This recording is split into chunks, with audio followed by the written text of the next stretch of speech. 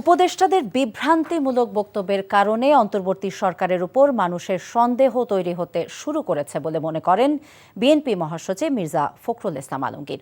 দ্রুত নির্বাচন না হলে রাজনৈতিক সংকট বাড়বে বলেও মনে করেন তিনি। আর ডক্টর মঈন খান মনে করেন সম্পূর্ণ সংস্কার শেষ করে নির্বাচন দেওয়ার যুক্তি সঠিক নয়। রাজধানীতে পৃথক অনুষ্ঠানে তারা এসব কথা বলেন। ইফতেখার রেজার রিপোর্ট।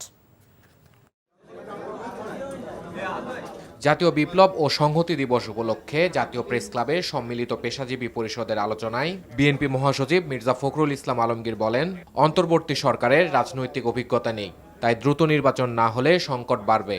এদের কারণে কিন্তু আপনার রাজনৈতিক অভিজ্ঞতা নেই।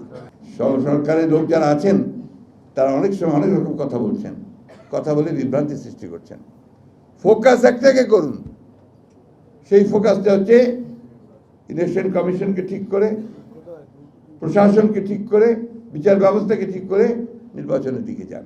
বাকিগুলো যারা নির্বাচিত হয়ে আসবে তারা করবে। আমরা তো এটাও বলেছি যে নির্বাচিত হয়ে আসতে পারলে আমরা একা দেশ চালাবো না, আমরা একটা জাতীয় সরকারের মধ্যে সমস্ত দলগুলোকে নিয়ে যারা আমাদের সঙ্গে আন্দোলন করেছে তাদেরকে নিয়ে আমরা দেশ চালাবো।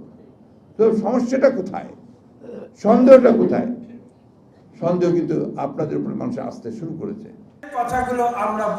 এদিকে রাজধানীর ডিপ্লোমা ইঞ্জিনিয়ার্স ইনস্টিটিউশন মিলনায়তনে বিএনপির ঢাকা বিভাগীয় প্রশিক্ষণ কর্মশালায় বিএনপির স্থায়ী কমিটির সদস্য ডক্টর মঈন খান বলেন, প্রয়োজনীয় সংস্কার শেষে দ্রুত নির্বাচন দেওয়া উচিত সরকারের। আমি আজকে যে সংস্কারটি করছি এমন হতে পারে আগামীকাল কিন্তু সেটাকে আবার পুনরায় সংস্কার করতে হবে, কারণ সংস্কার কোনোদিন কোনো জায়গায় থেমে থাকে।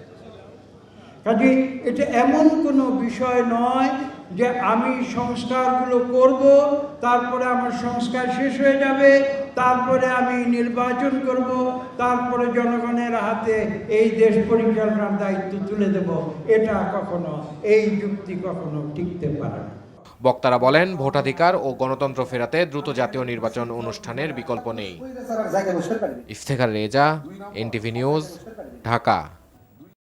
টাকা চুরির জন্য যদি আমার গলায় জুতার মালা পরাইতে হয়, তাহলে আমার শালীর সাথে প্রতারণা করার জন্য তোর ফাঁসি হবে। দুলা ভাই, আপনার তো ঘর জামাই বইলা একটা পরিচয় আছে, আমার তো তাও নাই।